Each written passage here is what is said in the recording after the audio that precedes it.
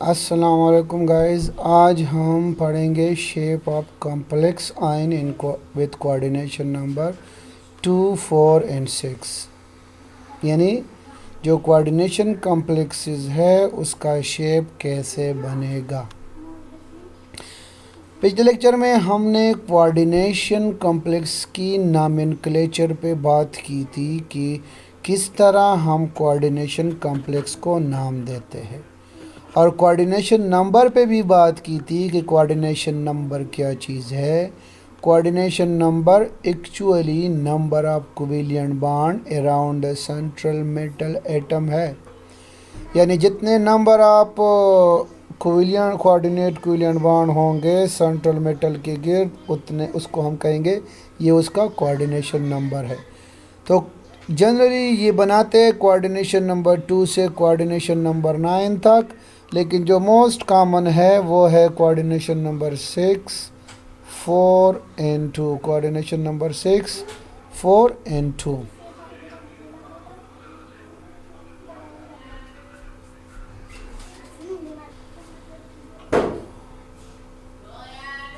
अच्छा, तो coordination number 2, 4 और 6 ये कॉमन कोऑर्डिनेशन नंबर है। अब इनकी हम देखेंगे कि इनका शेप किस तरह होगा। जब भी हम शेप के बारे में बात करेंगे तो हमें जो वैलेंशियल इलेक्ट्रॉन पेयर थ्योरी का जो कंसेप्ट है, वैलेंशियल इलेक्ट्रॉन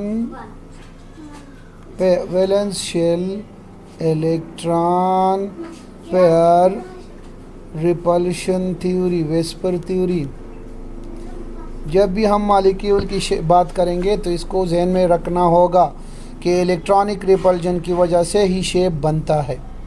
अब हम कोऑर्डिनेशन नंबर 2 वाले कॉम्प्लेक्सेस की बात करेंगे कि कोऑर्डिनेशन नंबर 2 वाले जो कॉम्प्लेक्सेस है उनकी शेप क्या होगी। तो generally we say that the complex having coordination number 2 show linear geometry, show linear shape.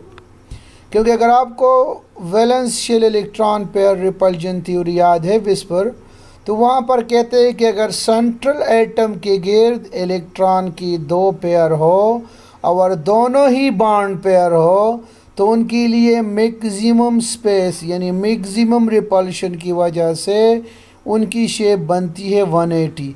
वो एक दूसरे से जब 180 पे रहेंगे तो इनके दरमियान रिपल्शन मिनिमम होगी, डिस्टेंस मैक्सिमम, रिपल्शन मिनिमम। तो ये देखो, ये सेंट्रल मेटल है, ये 2 लिगेंड है, तो 180 एंगल। यानी हम देखेंगे ये कोऑर्डिनेट कोवेलेंट बॉन्ड है, ये कोऑर्डिनेट कोवेलेंट बॉन्ड है ये वाला, और ये वाला भी कोऑर्डिनेट कोवेलेंट बॉन्ड है। और ये जो है एज ए होल ये हमारा लिगेंड है, ये पूरा NH3 है, ये जो भी है ये हमारा लिगेंड है। ये लिगेंड है एक, और एक लिगेंड हमारा ये है, एक लिगेंड हमारा ये है। अब ये एक इलेक्ट्रॉन पेयर हो गया, ये दूसरा इलेक्ट्रॉन पेयर हो गया, तो इसके मुताबिक इनकी रिपल्जन जब मिनिमम और डिस्टेंस मैक्सिमम कब हो सकती है, जब ये हमारे पास किधर हो, जब ये हमारे पास 180 एंगल पे हो। 180 एंगल कब होगी, जब शेप लीनियर होगा।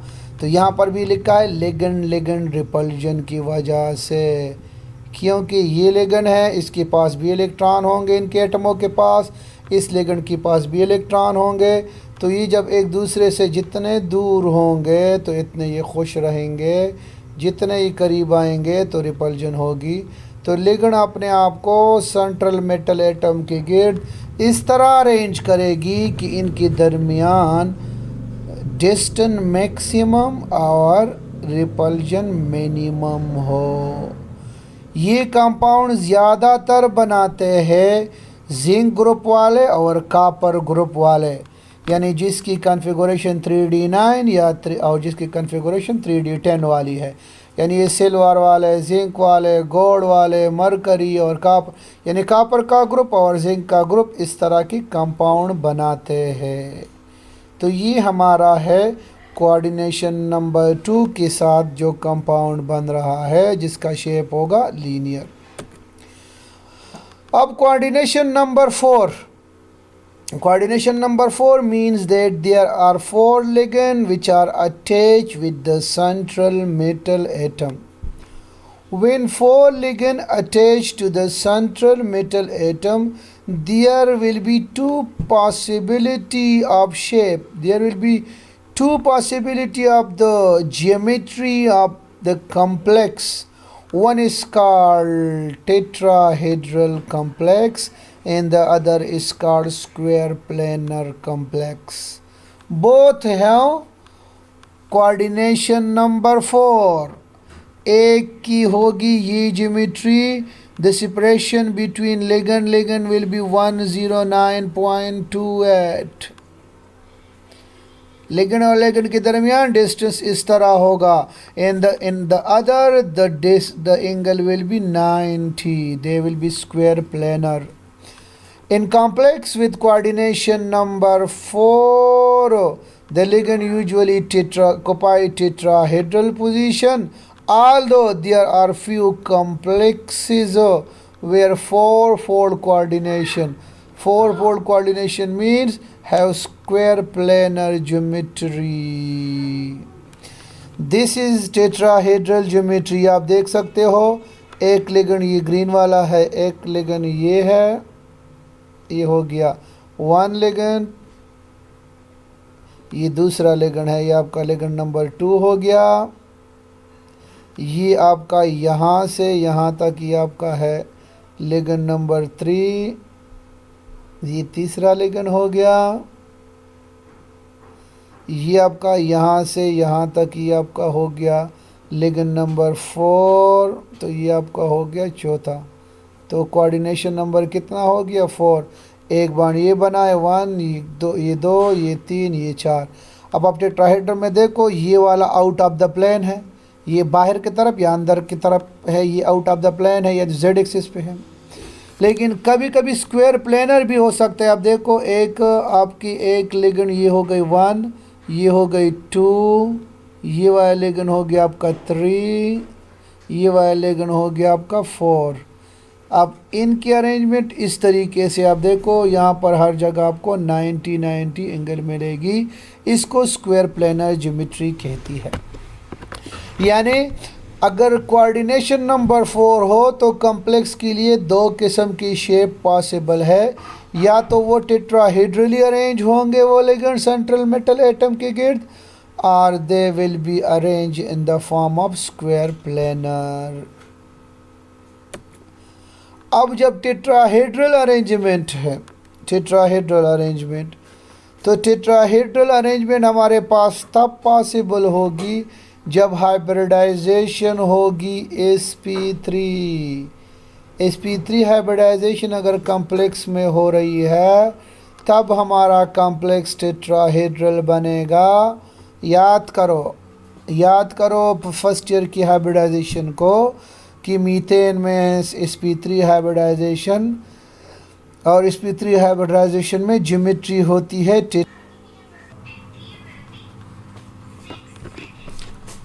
अच्छा गाइस, ये जो टेट्राहेड्रल अरेंजमेंट होगी ये तब होगी जब हमारे पास हाइब्रिडाइजेशन होगा sp. जब हमारे पास हाइब्रिडाइजेशन sp3 होगी तब हमारे पास ये टेट्राहेड्रल अरेंजमेंट है. हम इस एग्ज़ाम्पल को देखते हैं निकल कार्बोनाइल वाले उसको. तो निकल की अगर हम देखें, निकल की एटम जो इलेक्ट्रॉनिक कॉन्फ़िगरेशन है वो है 4s2 3d8. अब इसमें भी 2 इलेक्ट्रॉन हैं और डी में 2 अनपेयर्ड इलेक्ट्रॉन हैं.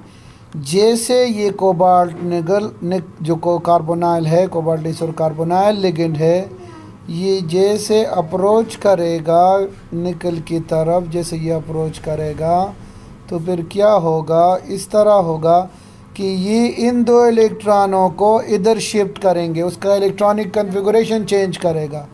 तो ये जब इधर शेयर करेंगे क्योंकि इधर जगह खाली है, ये इधर पेयर हो जाएंगे. तो जब पेयर हो गए तो वहाँ पर लिगेंड के लिए 4 ऑर्बिटल खाली रह गए.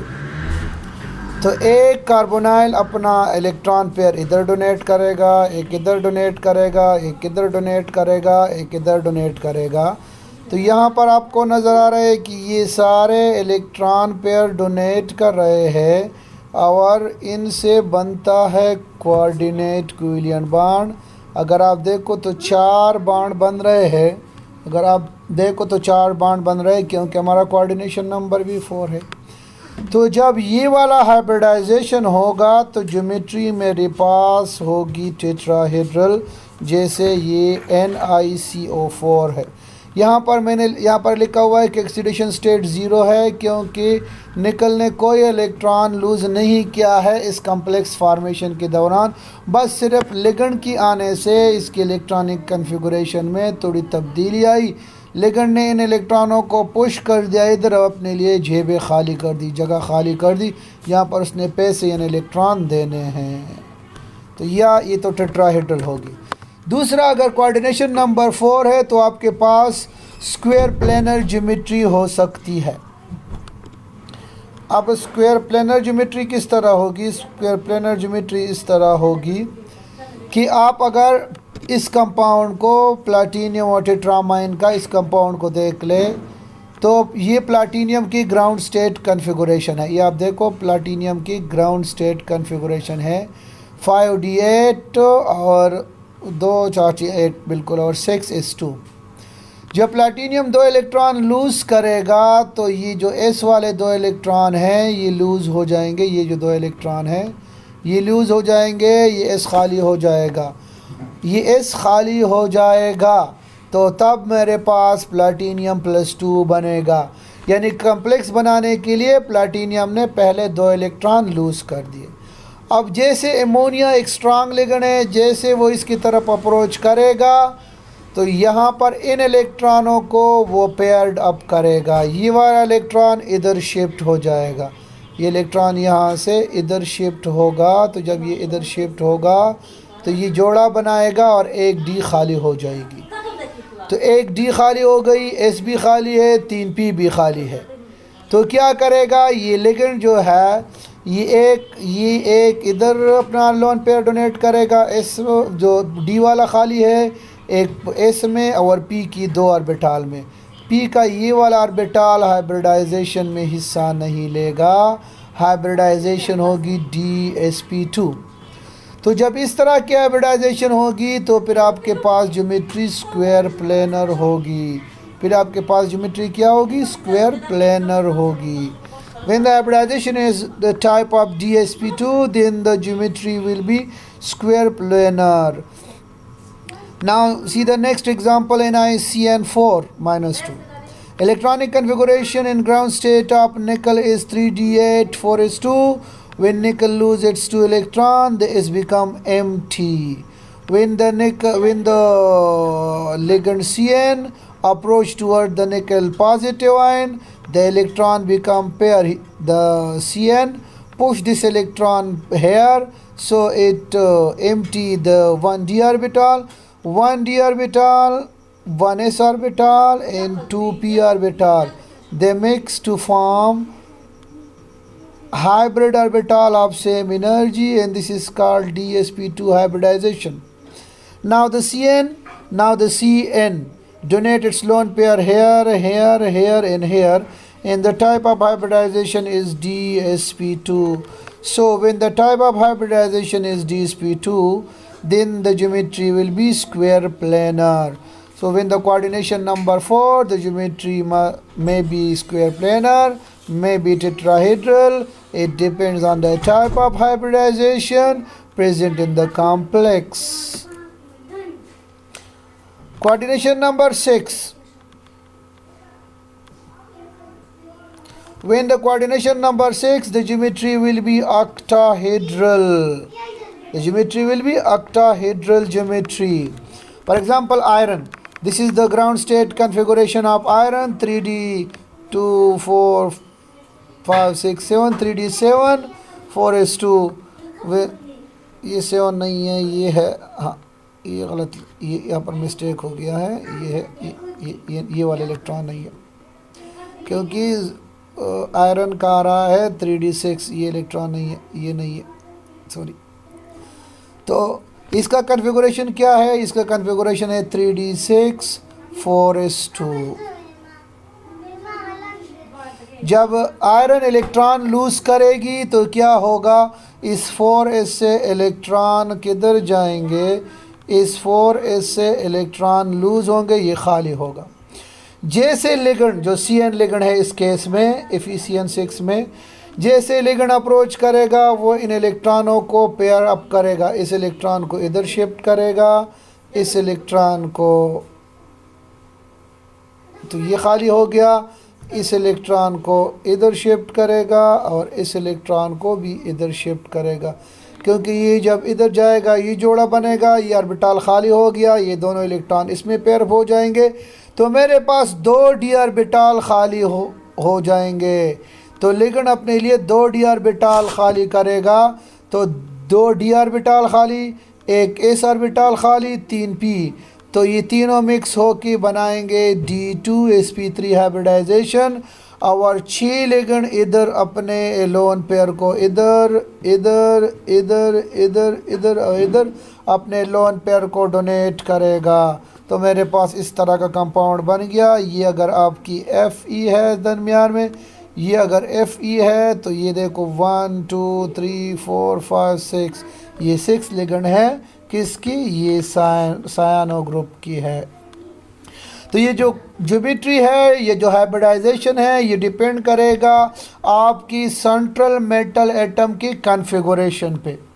अब ये 3d6 वाला D2sp3 हाइब्रिडाइजेशन कर सकता है, लेकिन जो इससे पहले ये वाला था, ये 3d जो D8 वाला कॉन्फ़िगरेशन है, ये आपके पास वो हाइब्रिडाइजेशन नहीं कर सकता। तो हम कहते हैं कि geometry of the complex molecule ये डिपेंड करेगी किस चीज़ के ऊपर, geometry of complex molecule depend करेगी हमारे पास हाइब्रिडाइजेशन पे, कि कौन सा हाइब्रिडाइजेशन हो रहा है। पहले तो कोऑर्डिनेशन नंबर पे डिपेंड करेगी, फिर कोऑर्डिनेशन नंबर में हाइब्रिडाइजेशन पे डिपेंड करेगी।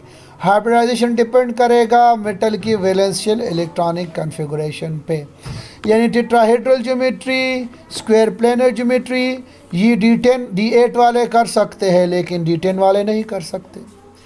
सिमिलरली अगर आपके पास D6 वाले हैं तो वो ऑक्टाहेड्रल ज्योमेट्री बना सकते हैं। तो ये आज का टॉपिक था हमारा शेप ऑफ कॉम्प्लेक्स मॉलिक्यूल के बारे में। थैंक यू, अल्लाह हाफिज़।